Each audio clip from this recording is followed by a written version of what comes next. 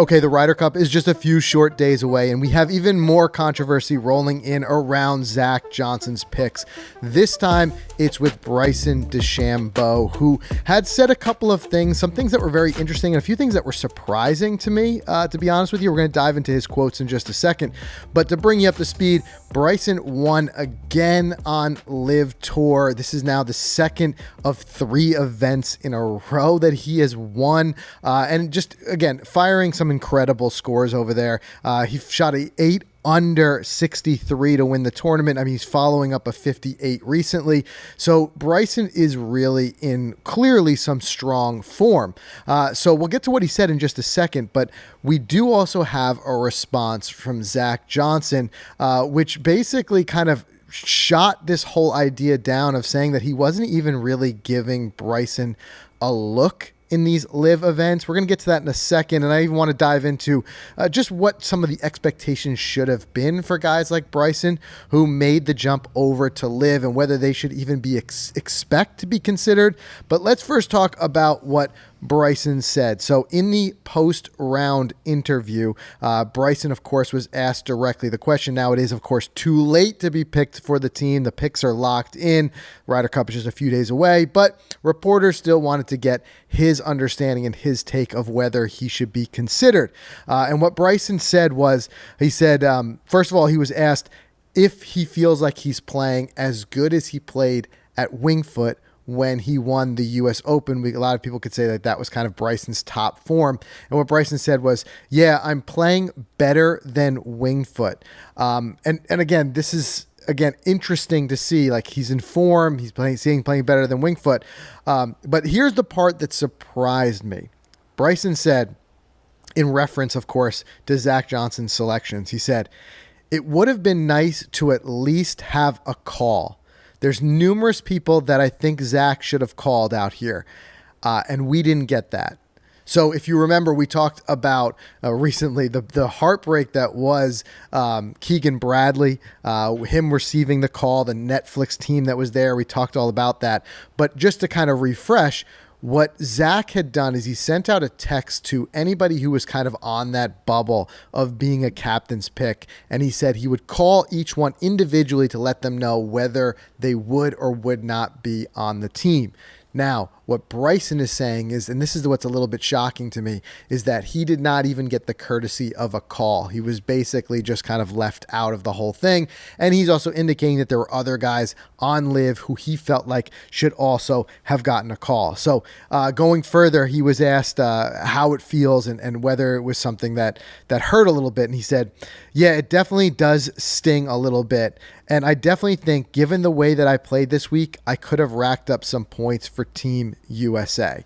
So a lot to take away from that. I think that Bryson, he also did say, and I'm paraphrasing here, he said that he feels like he'll have multiple options to be considered for future Ryder Cup events. Obviously, we're talking about with the merger of the PGA Tour and LIV, and point systems possibly working their way back in. There could be a lot of ways that he can make future teams, but clear disappointment there, and I think even more disappointment that he was left so far off the page that he didn't even receive a call. So, shoot over to Zach Johnson. He was caught when he first was getting to Italy and coming and doing some initial press conferences. Of course, he was pressed on the same subject. He was pressed on the idea of whether he had considered Bryson and some of the other guys and their performance on LIV. And here's what he had to say. Yeah, I can answer all of those in a very simple manner. We have a point system within the PGA of America, within the Ryder Cup USA. It's pretty evidence that of how you garner points and which tournaments can accumulate points.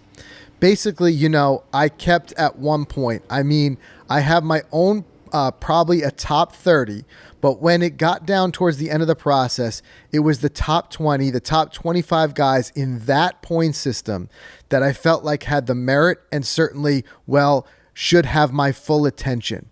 That's where I was. I was basically in the top 20, top 25 guys in points when it came down to formulating this Team USA. So what he's saying there is that his only real look when it came to captain's points were the guys who were in the top 25 of accumulated Ryder Cup points. Also, the subtle shot that he's saying there is he's saying that effectively these guys knew which tournaments would give them the eligibility to accrue points and which would not. And what he's referencing predominantly are PGA Tour tournaments and the majors.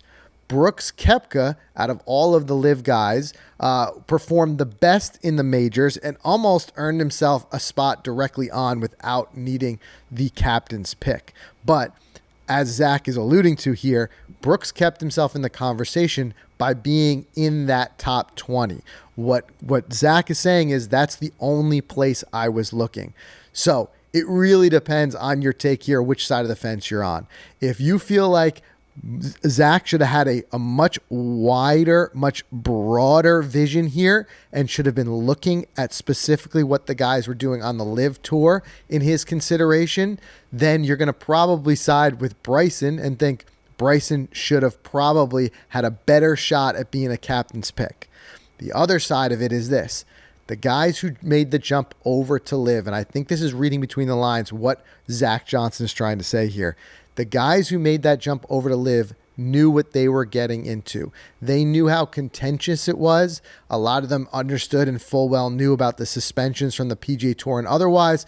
And a lot of people could say when they made that move over to LIV, they knew that their Ryder Cup status was questionable at best. They were gambling with their Ryder Cup status. Now, as the two tours come closer together, we're seeing those lines blurred a little bit more. But don't forget, when these guys made that jump, this is a very hard and fast line drawn in the sand. And a lot of these guys knew that one of the big risks they took by jumping over to LIV was their Ryder Cup eligibility. So as it stands, I think Zach is saying, he's still taking that hard and fast line and saying, I'm basing it on the points and nothing else. And then there's the guys like Bryson who are saying, probably should have looked broader, or at the very least, the courtesy of a call. So let us know in the comments what you think here. Is Zach Johnson shortchanging the U.S. team by not looking at guys who are in form on LIV? Or is he just basically sticking to tradition in the way it's always done of traditional Ryder Cup points being accrued by performance on the PGA Tour and in majors? It's still messy. It's going to continue to be messy as we get closer. But no doubt there's a little bit of hurt feelings on both sides, and both sides seem to be digging in their heels a little bit. Let's just see. Performance talks. Let's see how the U.S. team plays it out at the Ryder Cup in Italy in just a few days. We'll be watching closely, and we'll continue to report everything here on the podcast. Let us know your thoughts in the comments.